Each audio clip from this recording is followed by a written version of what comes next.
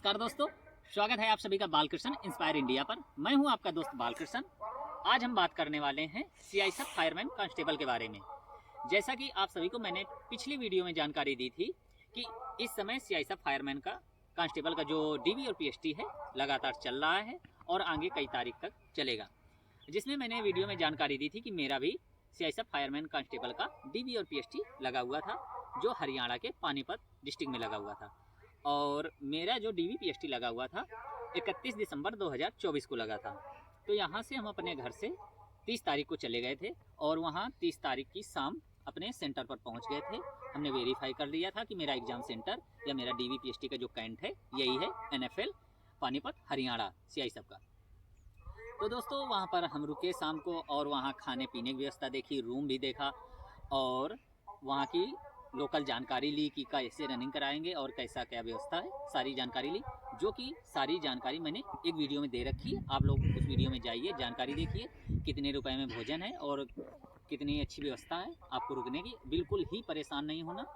तो चलिए हम आप बात करते हैं जिस दिन हमारा डीवी और पीएसटी लगा था 31 दिसंबर 2024, उसके बारे में बात करते हैं। उस दिन हमारा क्या हुआ। तो दोस्तों रिपोर्टिंग टाइम जो मेरा था सुबह 6 बजे था। सुबह 6 बजे रिपोर्टिंग टाइम के पहले ही मतलब 5 बजे से लाइन लगने लगी थी सारे अभ्यर्थियों की, क्योंकि स्टूडेंट काफ़ी था, समथिंग 300 था।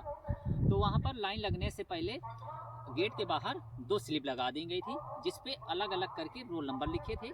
और उनका स्लिप लगाने का एक ही मोटिव था कि बैच वहाँ अलग अलग दिए जाएंगे, batch number 1, batch number 2, batch number 3 और बैच नंबर 4, ऐसे करके 4 बैच दिए गए थे। उसमें आपको स्वतः ही जाना था, अपना रोल नंबर चेक करना था, ये देखना था कि आप किस बैच नंबर में आ रहे हैं। अगर किसी अभ्यर्थी को ये करने में दिक्कत आ रही थी तो वहाँ पर फौजी भाई थे, वो आपकी मदद कर रहे थे। तो मैंने अपना चेक किया तो मैंने पाया कि मेरा बैच नंबर 4 है। 4 बैच नंबर होने के साथ साथ मैं लाइन में लग गया और जांच होने लगी। और वहाँ पर प्रारंभिक जांच में आपका क्या देखा जा रहा था, तो वहाँ पे आपको साथ में पहले वाले जो दस्तावेज हैं उसमें एडमिट कार्ड और एक पहचान पत्र, जैसे कि आप आधार कार्ड ले जा सकते हैं या फिर पैन कार्ड या ड्राइविंग लाइसेंस या वोटर आईडी कार्ड। केवल वहाँ पर आपको आधार और एडमिट कार्ड के साथ एंट्री हो रही थी। एंट्री के समय आपका बैच नंबर सर जी उस पर पेन से लिख रहे थे ऊपर, और लिखने के बाद आपका एक साइन हो रहा था। साइन होने के जस्ट बाद एंट्री आप करेंगे गेट के अंदर। गेट के अंदर एंट्री करने के बाद वहाँ पर 2 फौजी भाई होते हैं, 2 या 3 सर जी होते हैं, जो आपकी तलाशी लेते हैं, क्योंकि वहाँ पर कोई भी भ्रामक चीज़ मतलब ये जैसे धारदार हथियार हो गया और कीली नुकीले चीज़ें, आल पेन, कीली, छुरी, चाकू, ये ले जाना बिल्कुल ही वर्जित है, मना है। तो वहाँ पे जांच होती है और ना आप किसी तरह की मेडिसिन अंदर ले जा सकते हैं। अगर आपके पास है तो उसे डस्टबिन में डाल दें, या आपका जो संबंधी या आपका मित्र यार कोई गया है उसको दे दें या बाहर रख लीजिए। वहाँ जांच मैंने करवाई। जांच होने के बाद अंदर मेरी एंट्री होती है, जहाँ लगातार पूरे ग्राउंड में फौजी भाई होते हैं, आपको बताते जाएंगे, डायरेक्शन देंगे कि आपको किधर जाना है। तो उन्होंने बताया कि वहाँ पे बच्चे बैठे हैं, तो वहाँ हम गए। वहाँ पर मैदान में अलग अलग रो करके लगी थी, एक बैच नंबर 1 की, बैच नंबर 2 की, बैच नंबर 3, बैच नंबर 4 की, ऐसे अलग अलग 4 लाइनें लगी थी। तो वहाँ सर जी ने पूछा आपका बैच नंबर कितना है, मैंने कहा 4। उन्होंने क्रॉस वेरिफिकेशन भी किया तो मेरा 4 नंबर बैच था, उसमें ले जाकर मुझे बिठा दिया गया। बैठने की व्यवस्था बहुत अच्छी थी, ऊपर से सीलिंग लगी हुई थी और कोयले का कोई ज़्यादा प्रभाव नहीं था। सर्दी तो थी लेकिन उतना उन्होंने व्यवस्था अच्छी कर रखी थी। बिठाने के 20 से 30 मिनट बाद सर जी आते हैं और सबको बैच नंबर 1 से प्रारंभ करते हैं, सबका चेस्ट नंबर बांटते हैं। चेस्ट नंबर पूरे बैच के बच्चों को मिल जाता है, मतलब जो भी पूरे 280 के ऊपर बच्चे थे सभी को मिल गया। उसके बाद सर जी आते हैं, कहते हैं कि सारे बच्चे जूते खोल देंगे और अपना स्वेटर हटा देंगे और टोपा जो भी लगा रखा है, कैप, टोपे या मफलर, उसको हटा देंगे। तो सारे बच्चों ने हटा दिया और बैच नंबर 1 से करके एक एक बच्चे को बुला करके जो हाइट नापने का उनका पैरामीटर था, उन्होंने जो बना रखा था पैरामीटर्स हाइट नापने की, उस पे ले जा रहे थे। उसमें नीचे तख्ती लगी हुई थी और 170 करके लकड़ी ऊपर जो थी लकड़ी लगी हुई थी, जैसे घर में दरवाजे नहीं होते प्राय, तो सेम दरवाजे की तरह वो बना हुआ था दोस्तों, उसी से आपको गुजरना था। तो एक एक करके स्टूडेंट निकल के जा रहा था। जिन बच्चों की हाइट 170 या 170 के प्लस थी उनको पासिंग के आधार पर अपने यथास्थान पर पुनः भेज दे रहे थे, और जो बच्चे कम थे या फेल थे उनको दूसरी साइड भेज रहे थे। ऐसे करके एक बैच नंबर हुआ, 2 बैच नंबर हुआ, 3, अब मेरा नंबर था बैच नंबर 4 और मेरा चेस्ट नंबर था दोस्तों 246 चेस्ट नंबर। मैं भी गया, जूते मैंने भी खोल रखे थे और कैप भी नहीं लगा रखी थी। मेरी भी हाइट हुई, तो मेरी हाइट तो वहाँ पे कम थी। तो सर ने बोला तू क्यों आया मुच्छर, तेरी हाइट भी नहीं है, क्या कमांडो बनना है तूने? तो मैंने कहा सर नहीं, मुझे इसी में जाना है, फायरमैन में। तो बोले बेटा तेरा हाइट नहीं है, तो मुझे भी अलग कर दिया। तो हम अलग बैठ गए। ऐसे फेल वाले बच्चे अलग बिठाए गए। अब पास वाले बच्चों के बारे में बात करते हैं। पास वाले जो स्टूडेंट थे अपने यथास्थान स्थान में पहुँच गए। पहुँचने के थोड़ी देर बाद कर्नल सर आए। कर्नल साहब ने बताया कि जितने बच्चों को पासिंग के आधार पर बिठाया गया है वो बच्चे तैयार हो जाएं, और जिस वेशभूषा जिस पोशाक को पहन के वो दौड़ना चाहते हैं उसको पहन लें। जैसे कोई हाफ लोवर, टी शर्ट या कुछ भी पहनना चाहता है पहन लीजिए। और जिसको जूते पहन के दौड़ना हो जूते पहन के दौड़े, या बिना जूते वो तैयार हो जाए।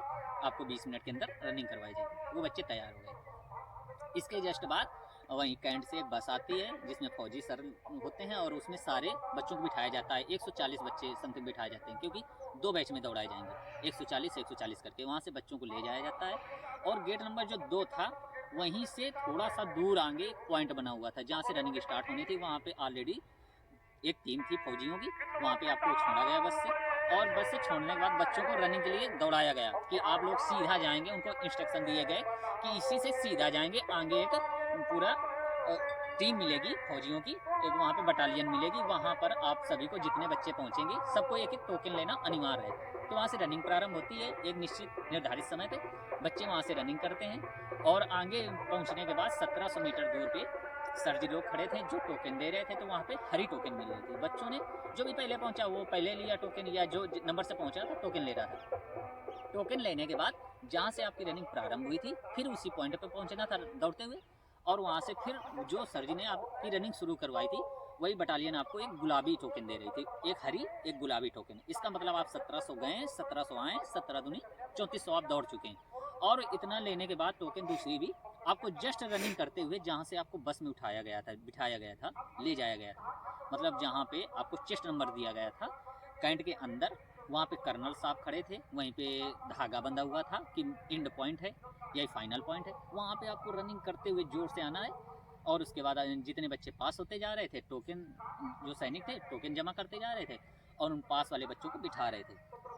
और लास्ट के जब 4 से 5 मिनट बचते हैं तो खुद कर्नल सर माइक के माध्यम से बताते हैं, बच्चों को जोश जगाते हैं कि बच्चों इतना टाइम बचा है, इतना सेकंड बचा है, आप लोग और दौड़िए, और अच्छे से दौड़िए, और अच्छे से दौड़िए। तो ऐसे आपको लगातार मेहनत करके दौड़ते हुए अंदर आना है। और जो फेल हो जाते हैं उनको अलग बिठा देते हैं। ऐसे करके दोनों बैच के बच्चों को दौड़ाया गया।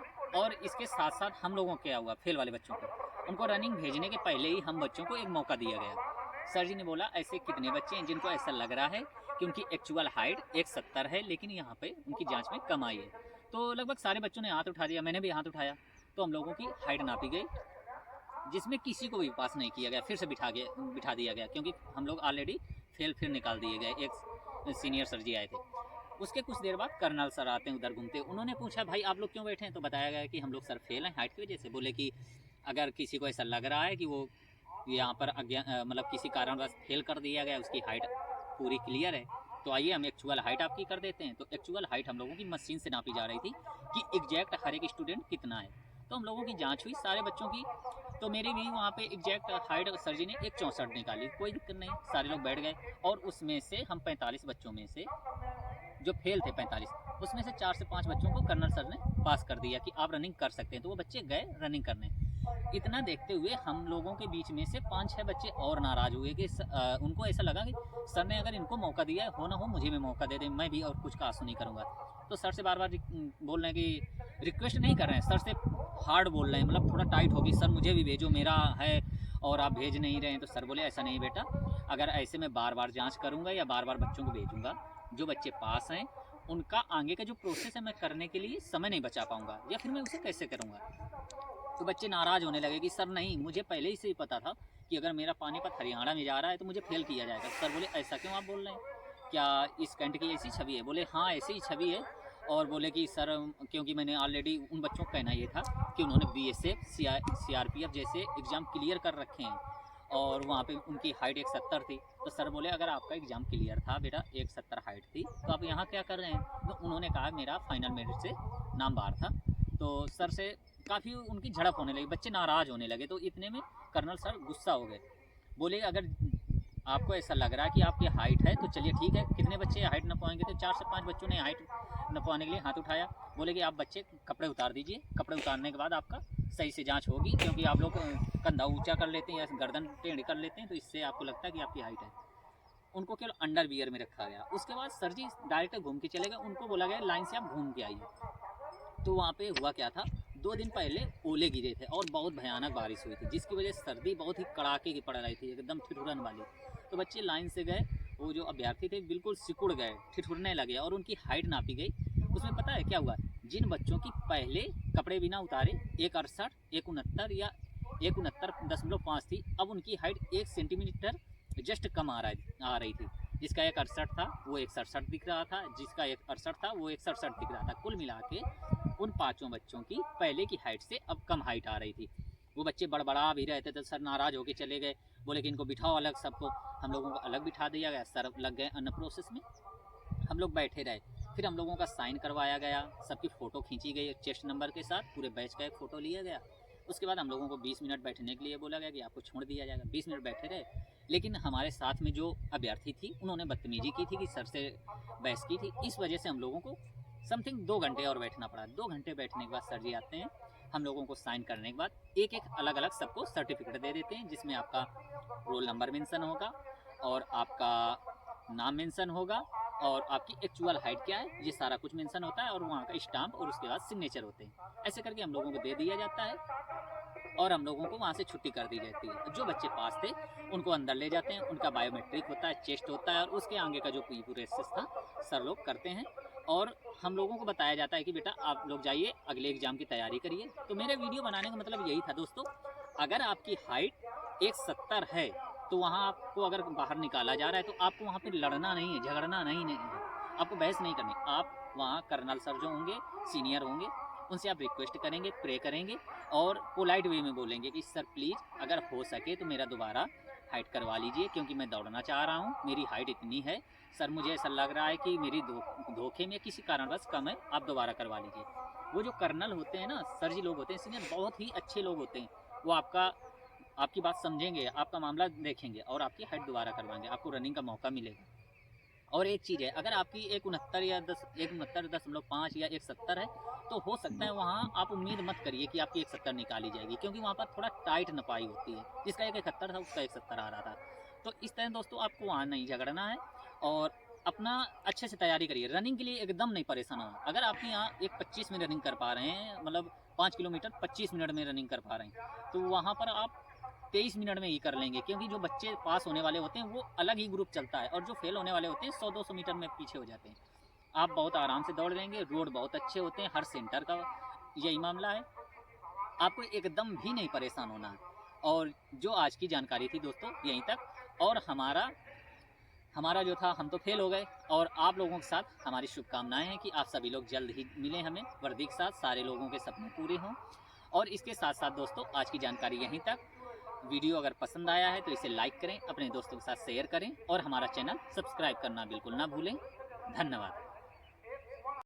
तब तक के लिए अपना ख्याल रखें और पढ़ते रहें, तैयारी करते रहें और इसके साथ अपने माता पिता तथा बुजुर्गों का सम्मान करें, बच्चों को प्यार दें, अपना व्यक्तित्व इस प्रकार निखारें कि महिलाएं और बच्चे आपके साथ सुरक्षित महसूस करें। धन्यवाद।